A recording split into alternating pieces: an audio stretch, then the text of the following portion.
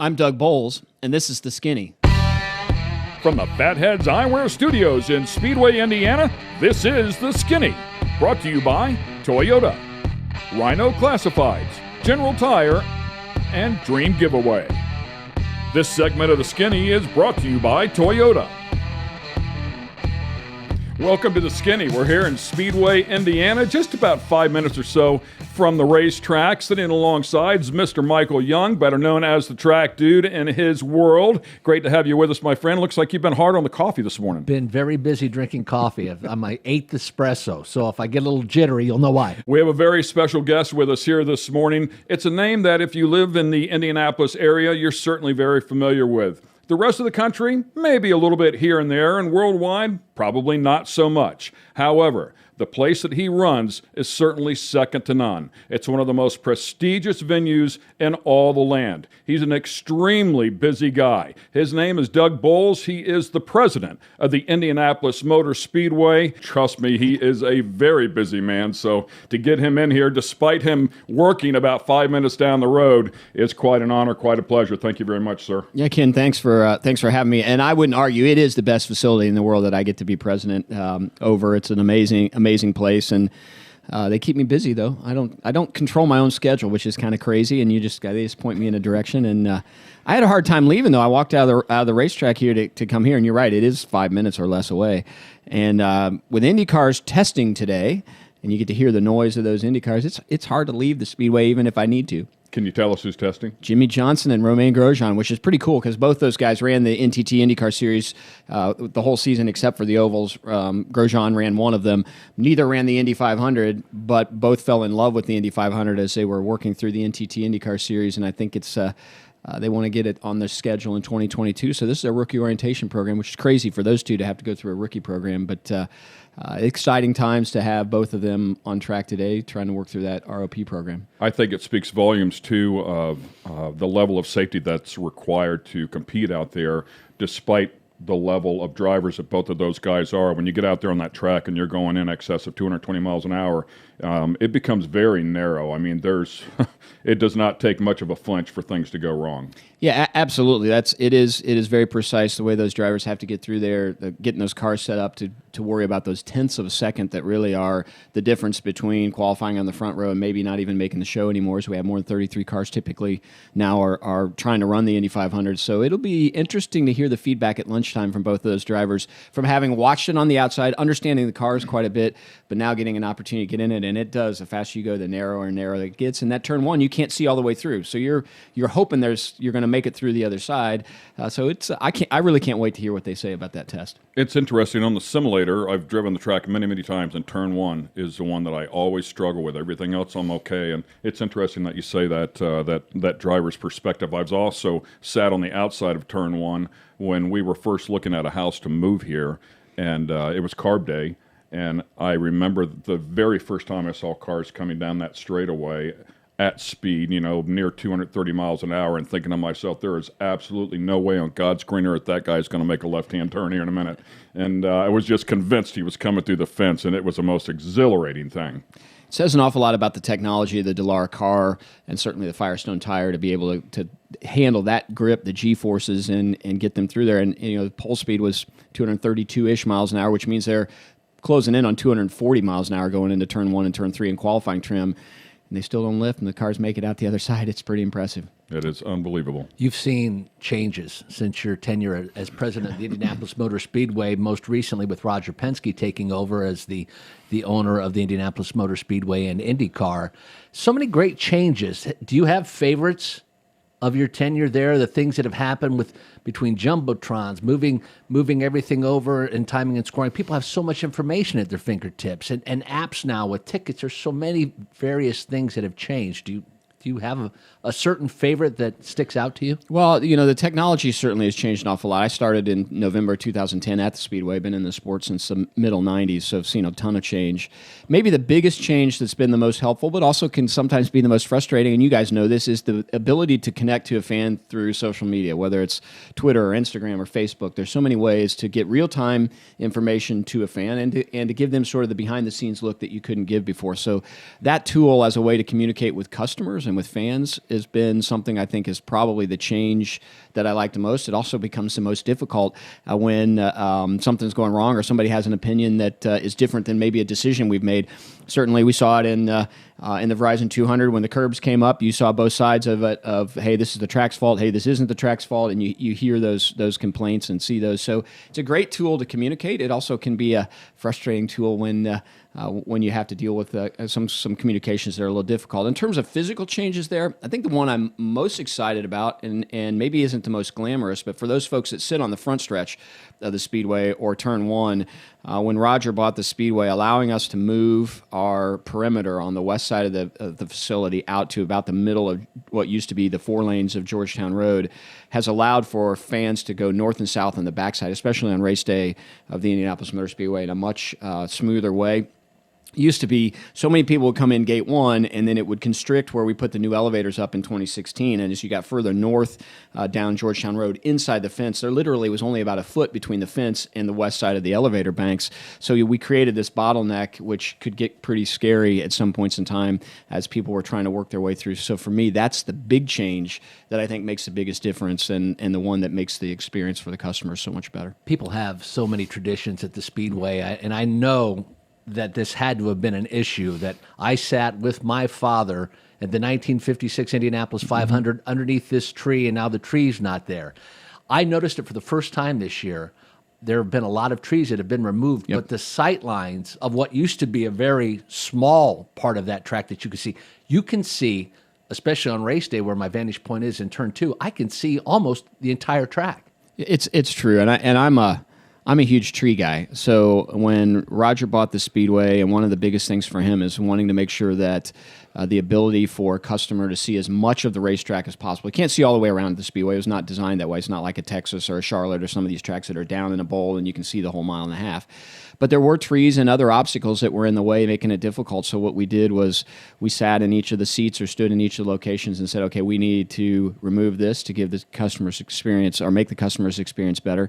Good news is Roger's planted back a lot of trees based on the ones we've taken out. So we've certainly planted more than we've removed. But removing some of those was definitely bittersweet, I guess you'd say. In fact, one of the trees that we removed, I actually kept 2 10-foot sections of the trunk, and the trunk was 5 or 6 feet around because I felt like, to me, there was so much history in that tree, and I was certain that the tree had probably seen every day of the Indianapolis Motor Speedway. So I paid several $1,000s to have these huge pieces of the tree hauled away. Turns out the tree is 138 years old, seen every day of the Indianapolis Motor Speedway, was on the farm there when Carl Fisher and the team bought it. There's just so much history there. I'm trying to figure out now what do I do with them. But we've been planting those trees back. We're planting them more strategically so that they aren't in the way of the ability for a customer to see absolutely as much of the racing as possible from their seats.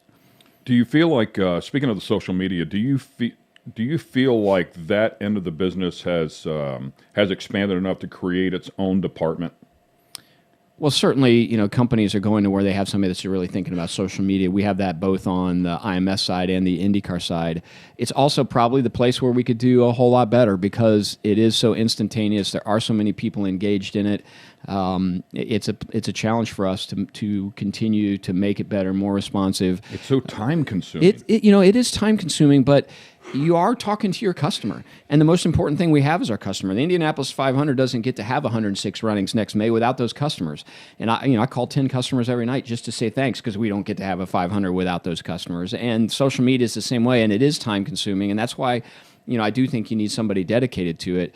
I try to communicate as much as I can. And one thing I've refused to do at this point is, a lot of organizations, the folks that are sort of on the front end of it, have somebody else responding to and being their social media, writing it for them. I do it all myself because I want to make sure that I'm able to stay connected. But it is time consuming. I hear it at home from Beth, from my wife. She's like, "Get off your phone," and I'm like, "I got to connect with the customers." And she's right. At some level, you do have to step away because it is time consuming. And you could spend 24 hours a day just scrolling and responding, and when people tag you. But I do think it's important. The only time during the year when I'm not responsible for it myself, is on race day, and I don't let people respond on my platform, but people monitor it so that if there's an issue that comes up at the track and somebody's tagged me and not IMS, that we can make sure that we're responding to those. And but it's very time consuming. But at the end of the day, it is the most direct way that we can communicate with our customer real time. We need to make sure we're doing it. I said this to you at Rev, and I'm going to follow it up and say it here again. The most common thing I hear about Doug Boles is his interaction with the fans on the facility. I mean, never mind social media. It's very cool to hear that you're still handling all that yourself, because so many people, like you say, do have somebody else do it for them. But I said it at Rev, and I constantly hear you talk about that bottleneck. I remember that bottleneck a couple of years ago, but I would also hear Doug Boles picked us up on a golf cart and gave us a ride, somewhere. So your interaction with the fans is very well known. Well, for me, my job is to help make the fans' experience better, and you can't make it better unless you're out doing it with them. So I'm not in the suites. I'm not in the pagoda unless I'm on the second floor, which is our ops floor, and just kind of making sure everything's going okay. I try and be in the grandstands, talking to the fans, walking through the experience, understand what's going on. For the Indy 500 this year, we were challenged with our concession stands. We heard it through social media, but had I not walked through and seen how big those concession stand lines were and how we're servicing people, you really don't understand the impact. And when you walk around the corner, you go, oh my gosh, that person at the back of that line, they're going to miss half the race if we can't figure out how to expedite selling them their concessions so they can get back to their seats. But those are the things that you really don't understand unless you're really out there doing it. I had a couple experiences this year. I got a text from somebody that said, hey, we've had a person fall. We think maybe a heart attack in the grandstands. I was actually out, so I actually got to get out there and make sure that our team was servicing those folks, talk to the family and the people around them to understand what had happened and to be able to follow up. You can't do that sitting in a suite. You can't do that if you're sitting in your office. So for me, it's all about interacting with the fans, and I'm a fan. So for me, I'd rather be in the grandstands watching the race. So this year I did take my Speedway hat off for a moment. So my stepson is Connor Daly, and he led the Indy 500 for the first time this year, which was actually really, really cool to have happen. And I was out wandering around when he took the lead for the second time. And I said to a couple of the folks who helped me take notes as we're wandering around, I said, look, I got to go find Beth and sit with Beth. So I went up into the grandstands where Beth was, sat with Beth and hung out there for a little bit when Connor was leading that second time around, and just let myself enjoy the fact that I was a fan and my stepson was leading the Indianapolis 500, but more importantly, to watch how proud his mom was to sit there and watch Connor lead the 500. So I did take that hat off for a moment, and then I was actually on the backside of Penthouse talking to some customers when the tire hit his car, so I didn't see it. I knew a yellow had happened, and I walked up and was able to at least see that he was still running. And so those were my two sort of take the president hat off moments and be a fan for a second. We'll see if we can get permission from him to show you that in some video. I've known Connor since he was a young carter out at Newcastle. So, and yes, I think one of the highest punted tires in the history of motorsports. It was quite the moment. We're going to take a quick break here, and we'll be right back with the president of the Indianapolis Motor Speedway, Mr. Doug Boles.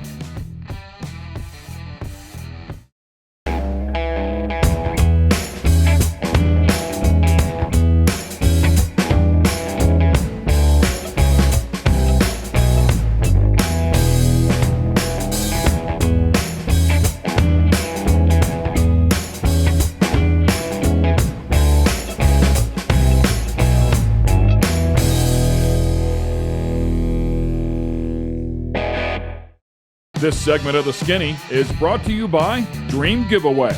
Dream Giveaway has been giving away high-end American muscle cars to raise money for charity since 2007. Dream Giveaway is known for giving away classic and new muscle and paying the federal taxes so the winners don't have to. For $25, you can jump in the game, and part of that goes to charity. You'll have a chance at winning some of the coolest cars on the planet. Check it out at dreamgiveaway.com.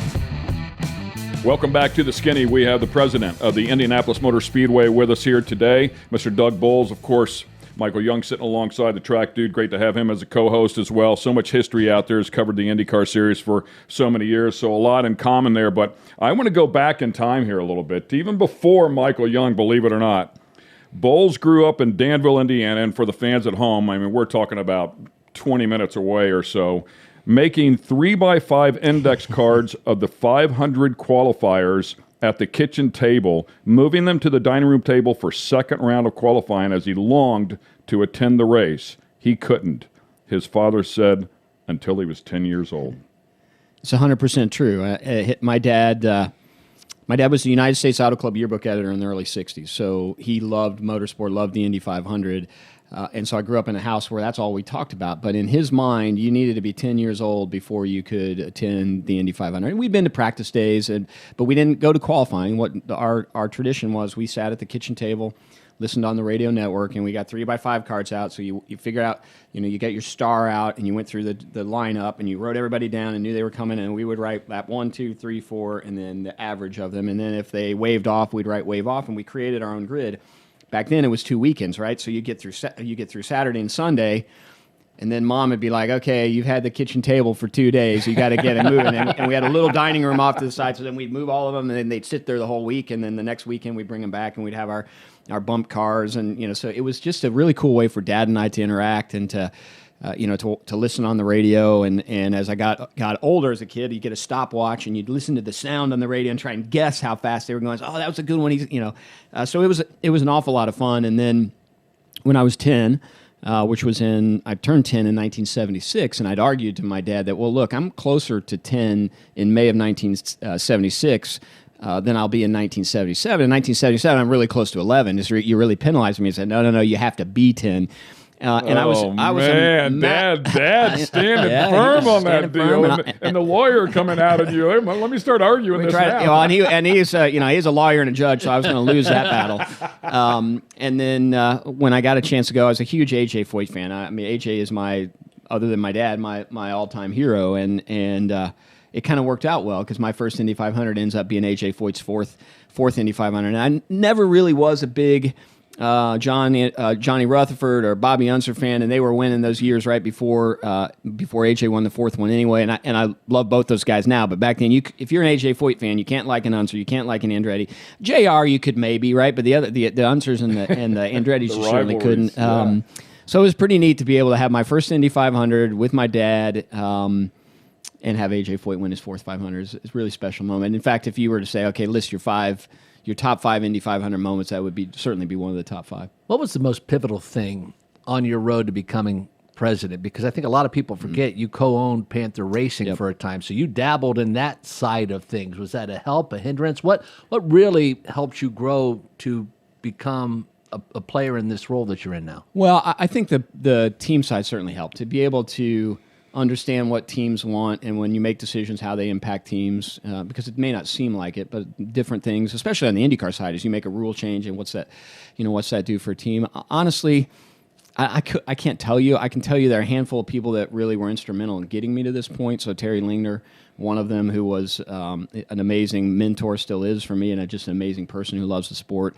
Jeff Belskis and Mark Dill interviewing me and giving me a chance to come work at the Indianapolis Motor Speedway, and then ultimately it was Mark Miles that put me in the position I'm in today. So a whole lot of people have been there. I just think for me probably is a lot of my passion for the Speedway, my passion for the fan side of things, my understanding of running a business from having run Panther Racing and working there. I think there's a whole lot of things, but it's still one I'm unsure of exactly. It's a God thing, right? I mean, I don't know how else to explain it because I certainly didn't do it myself. So as a 10-year-old boy, what did you want to be? Man, I'll tell you what. Well, I thought you were going to go another direction with that question because there's so many times I'll do something and I'll call Beth at home or I'll say something to somebody. Man, I wish I could call that 10-year-old who's waiting to go to his Indianapolis 500 and say, "Hey, dude, you just wait. Yeah. Just wait. Some of the experiences and the things that you'll get to do." You wouldn't believe as a 10-year-old, right? I mean, it would just be really cool to go back to those days as that 10-year-old and just know that this was coming and just be able to stay passionate about it and work and kind of work through it. But as a 10-year-old, I don't know exactly at that point in time if I knew what I wanted to do. I think I knew I wanted to go to law school, but that wasn't because I wanted to. It was just because my dad had been there and all his friends, so you didn't know much else.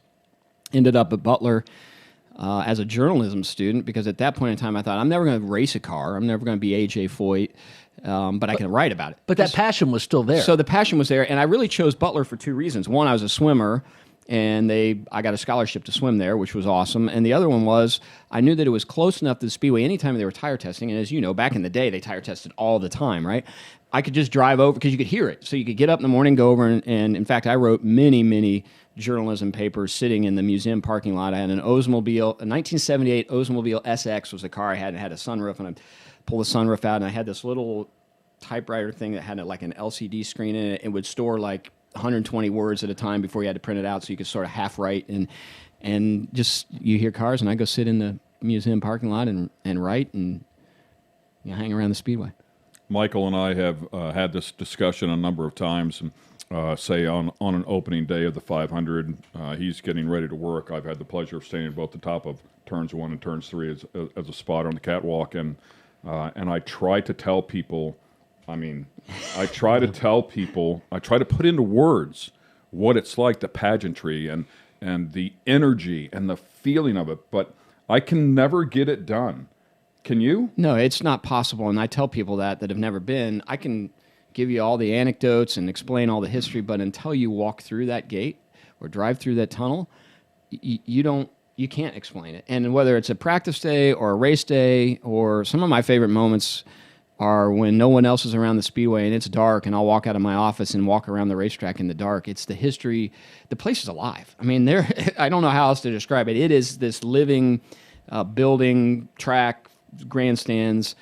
When you start thinking about all the history that was made there and the people who have given everything just to make the race, let alone win that place at that place, it is magical. And then race day, when the gates open and the people start rolling in, and you talked earlier about the traditions and how important those traditions are, there's a whole bunch of things we can all agree to are so central to the DNA of the Speedway, and especially the Indy 500, you can never change. 500 miles, 33 cars, yard of bricks, bottle of milk, all of those things. But then each family, each person that comes in has their own traditions that are built in and around that, where they park, what they put in their cooler, who they go with, when they pass tickets out to folks, what seat they sit in.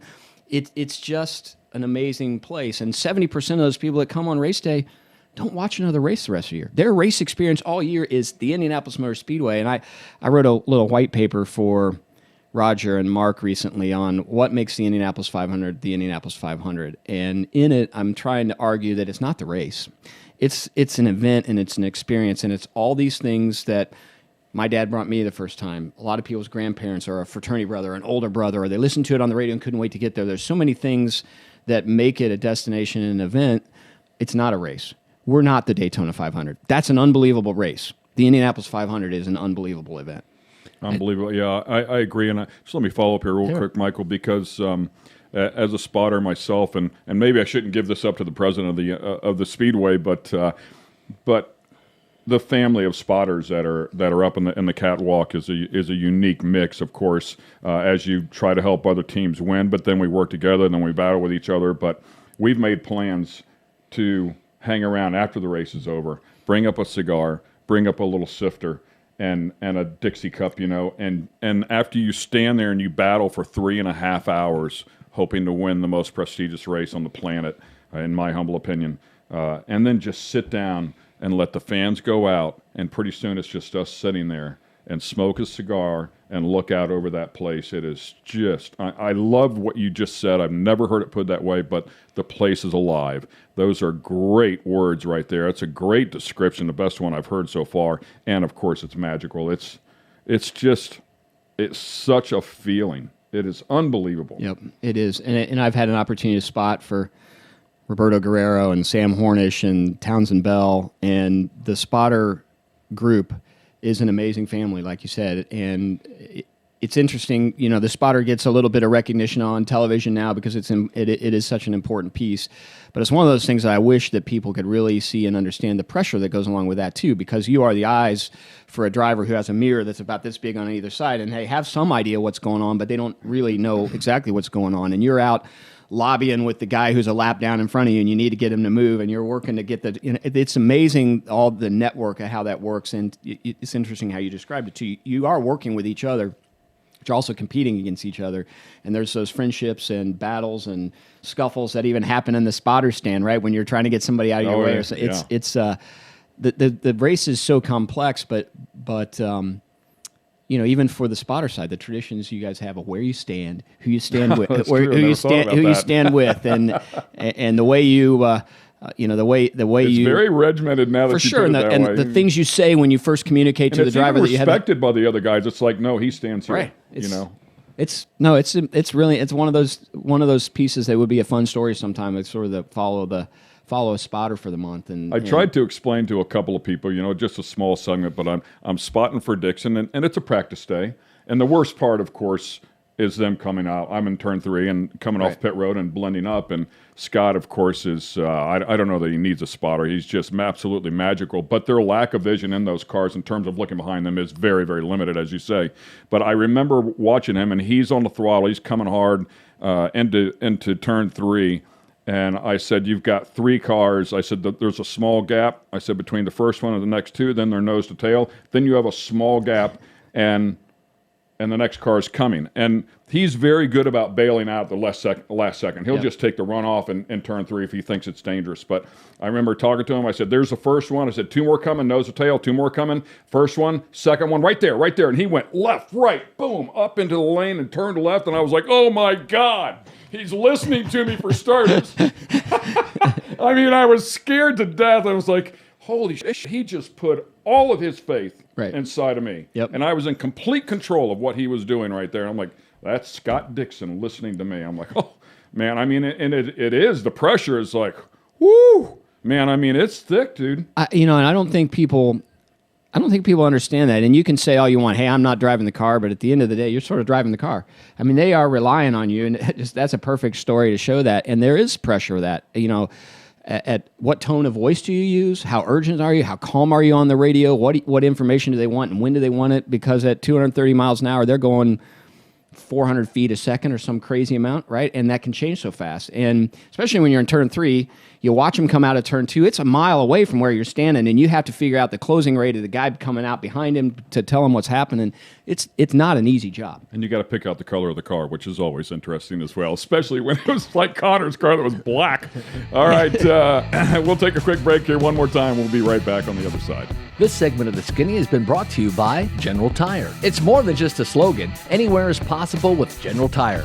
General Tire's Grabber X3 Mud Terrain tire offers aggressive styling and is engineered for durability with innovative performance features that are ready to carry you through extreme mud, dirt, and rock-covered terrain. For extreme traction that's ready for anything and rugged styling to match, look no further than the Grabber X3. Make your anywhere possible by visiting GeneralTire.com today.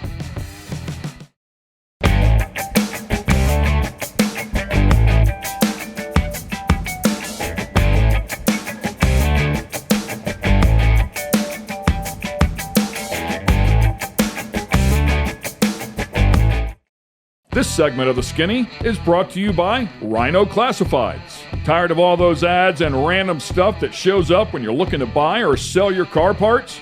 Rhino Classifieds was created just for you. Welcome to a streamlined buying and selling app created by racers for racers and race fans.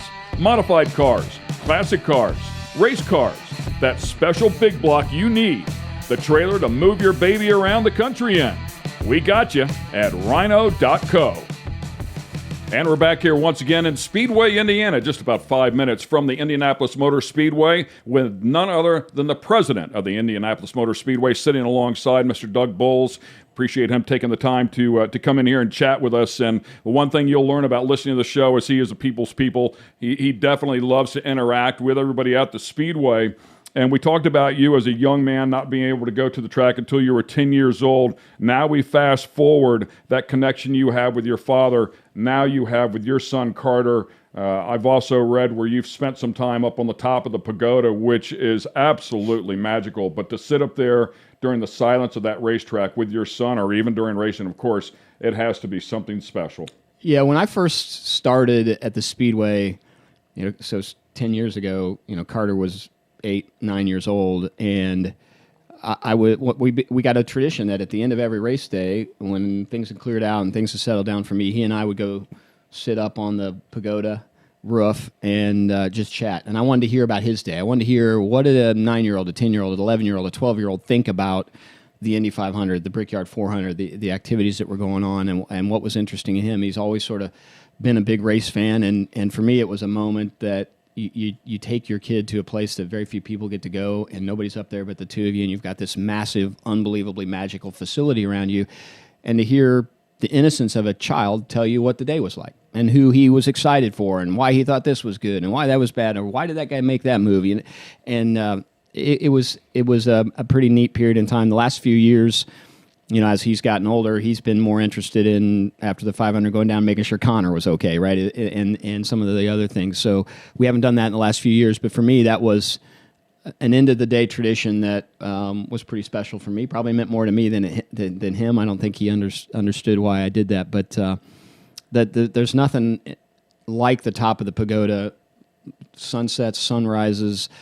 For a period of time, we did a big charity thing where we auctioned off an opportunity to watch the sunrise on Indy 500 race morning with 4 people, and I put a bottle of champagne up there, and So awesome. and it went to support type 1 diabetes, which is something that Connor was really cared about, and you raised $25,000 for a charity for 4 people to come up and watch the sun come up over the Indianapolis Motor Speedway on race day. It's magical that morning. But anytime that you can get up there, if I'm around late enough at night and there's no one around and the sun's about to go down, I'll call Beth and say, I'm going to be a little late coming home because I'm going to go watch the sun go down. And Indiana's flat, but the sunsets from up there are pretty magical. And when I'm up there, I usually try and post it so that fans can enjoy it as well. You have a great point. Talking about your son, my son has been involved with racing. I think he's seen more 500s at his age than I had seen when I was his age and coming up. They're race fans. I love what has happened with the snake pit, the EDM, the ability to bring kids in, even though they may have no idea what's going on. The biggest challenge I see for the Speedway is the relevance of the automobile and the fact that kids, some of them don't even get their driver's license. It's an appliance. Yeah, exactly.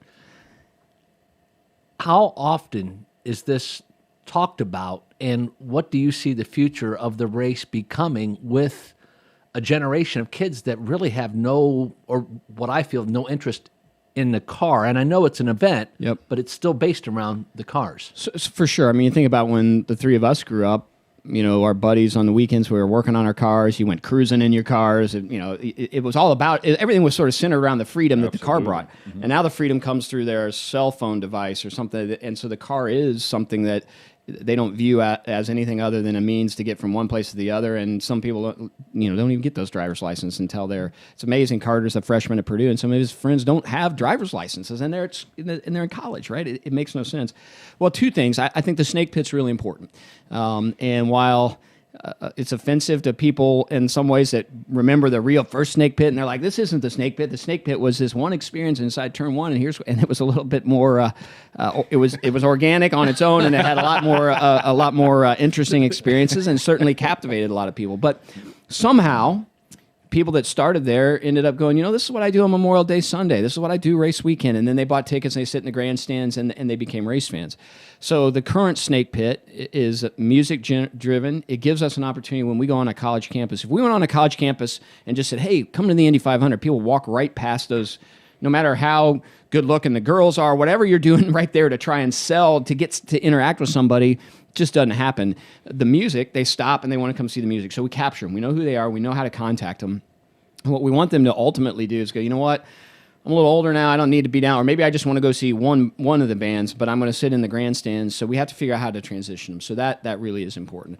And then the automobile is the other one. The thing that I think works on the automobile right now, and we have to do a better job of telling the story, is the technology. It's not really about the automobile, but it's about the fact that the automobile has all this technology on it. NTT has been a great partner in trying to figure out how do you take some of that technology off the cars, put it up on that big board on the back of the pagoda, now figure out a way to get in somebody's hands so they see the technology that's in those cars and connect it to sort of that technology geek fan versus the automotive geek fan. So those are the 2 places I think we have the best chance of bringing young folks in outside of, my dad brought me here and this is what we do. This is our family thing. And that's always, I think, going to be the best way to bring somebody along. But to capture those people that don't have that experience, you got to do it through the music, or you have to do it through that technology connection that the car brings. It's good to be buddies with Doug Boles. Oh, yes. He took his buddies with a 6-pack of beer to the Yard of Bricks and enjoyed some beverages. How cool is that? Yeah. I mean, so just to preference it, I mean, we're talking about the president of the Indianapolis Motor Speedway who dresses like this on a daily basis. I mean, very professional, and you just don't expect to. I mean, I know you interact with the people, but you're the president, and you have this presence about you. But to grab a six-pack and your buddies, and to go sit down on the yard of bricks and have a beer. I think the point is, I think first and foremost you're the president, but a close second is you're a race fan. And I can't imagine. Do you wake up every morning and say, "I can't believe"? Every single day. It's every single day. I drive in the speedway, and like I said earlier, I the things I get to do, and I think, oh my gosh, that 10-year-old who walked through gate 1 with his dad for the first time, holding his dad's hand, just so excited to be there, would just be totally blown away. But I wear a tie because when they made me president, I said the brand deserves it. Carl Fisher wore a tie, Tony Holman wore a tie, Eddie Rickenbacker wore a tie. It's not because I want to wear a tie, but I want to show people that I respect what the Indianapolis Motor Speedway and the Indy 500 is so much. I'll put a tie on every day. I don't care how hot it is. I don't care if it's a weekend. I'm going to wear a tie when I'm representing the Indianapolis Motor Speedway. Would I rather be in my T-shirt and a pair of jeans? 100%.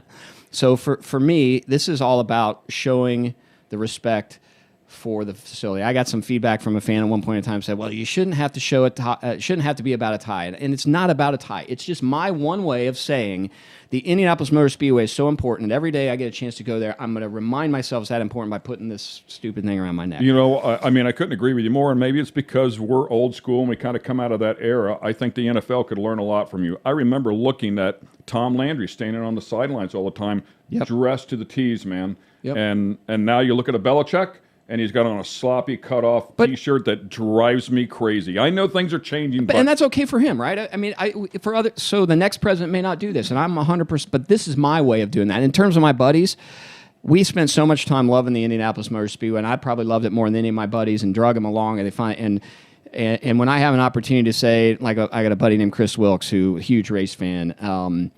I said, hey, and he works on the north or southwest side of Indianapolis. And one night I said, hey, let's go grab some beer. And he said, great. I said, I got a little surprise for you. So grab beer, grab a six-pack, took the tie off, sat on the yard of bricks and drank beer and just talked about how cool it is that I get to come here.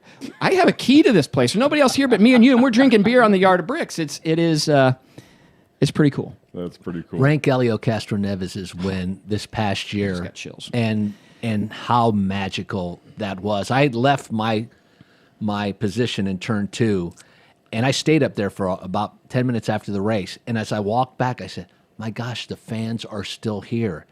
It was so magical. So AJ, Al, and Rick are magical people in our history and always will be. And I didn't think you'd ever see a 4-time winner. And when Elio left Penske, you thought, okay, he's done. Now we got to start all over again. We don't really have you. Sato is a 2-time winner, but you don't have anybody else running, full time right now that's got more than 1 win. So I don't think we're going to ever see that in our lifetime. And Dixon, who should probably be a 10-time winner, right, is only a 1-time winner, and he's running out of time.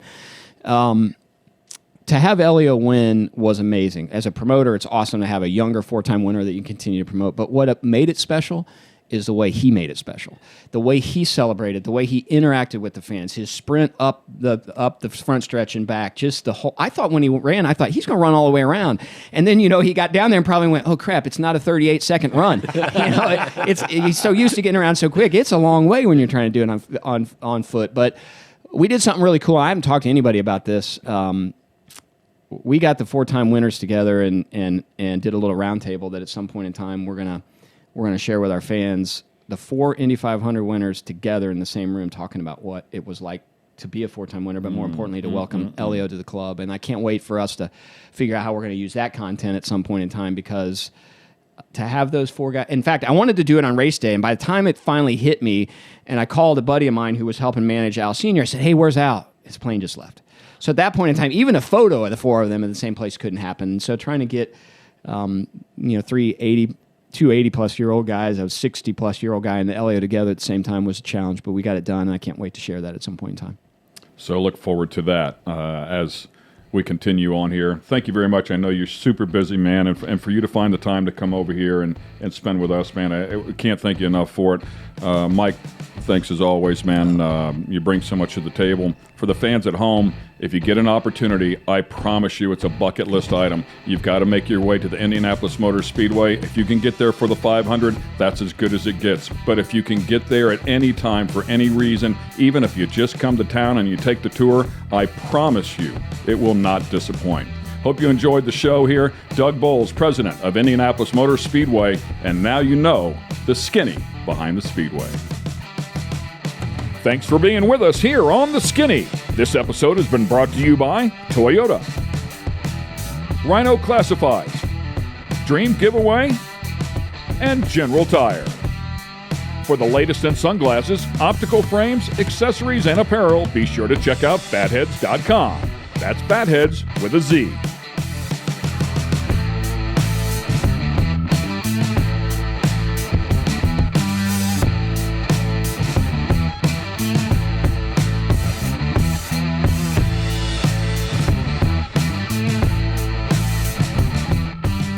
Production facilities provided by Fatheads Eyewear Studios.